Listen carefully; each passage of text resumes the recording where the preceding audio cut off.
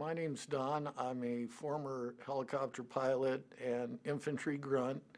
I was in the Army from 1963 until 1970, and I spent my combat time flying helicopters in Vietnam.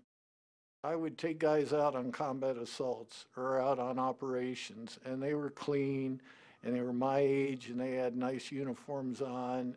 And then I'd go pick them up, only I wouldn't pick them up alive. They'd be dead. And sometimes it'd be 3 days, sometimes 5 days, and we'd go out with body bags and recover the bodies. And I must have done that in excess of 100 times. And it came into my sleep. It just dominated everything. When I got out of the Army, I was trying to find a job, and I didn't know what to do. The only skill I had was flying helicopters, and got rejected because the market was flooded with pilots just like me. And I would go out and drink, and then I would go out and drink some more, and then I discovered that drinking and alcohol anesthetized me so much that I didn't dream anymore, and I didn't see the body bags, and I didn't see the remains, and I didn't hear the screams of the wounded. So essentially, I just started drinking and kept doing that for over 20 years. I finally got a job in the grocery business and was really good at that, and I could do that and still drink, not on the job, but when I was off. I got married for a second time, and my wife said, "You've got to quit drinking." So I went to a program, a civilian program. I stayed sober for 3 days. I went another time and stayed sober for 7 days. Then I got fired from my job. I had to leave my home. I became homeless. I was in jail. I was drunk, and I got detoxed, and I said, "I have no place to live. What do I do?" And this lady said, "Try the Veterans Hospital."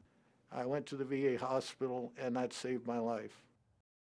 I was an inpatient for 30 days in the hospital, and then an outpatient with the addictions treatment unit, and that was when I was diagnosed with PTSD. From that point forward, it's been great. It was a lot of hard work, though. 1.5 years it took before I got a discharge. As sick as I was, I couldn't do it alone. We all had to participate in myself getting sober and my recovery. And I don't believe anyone can ever do that unless they do participate. There's no pill, there's no magic wand. It takes work. In treatment, I have had essentially two main types. One is individual therapy, where you're in a room with a psychologist or a psychiatrist and you're talking about the pain in your life and how to adjust, how to fix that pain. In group therapy, it's more intensive, but it's better because you're in a group of people that are just like you, male or female, old or young. They have an addiction, they have post-traumatic stress disorder, and you talk about it and you suggest this, and in that way, myself as an individual, I get to see how I can change my life. So in 1990, I'm admitted to the hospital. In 1997, I graduate with honors with a degree in creative writing. I'm reunited with my son. I'm back in my own home. I'm reinstated to my job. And my sobriety date, I had my last drink March 7th of 1991. You will find with treatment, your whole life changes. You'll learn what happy actually means.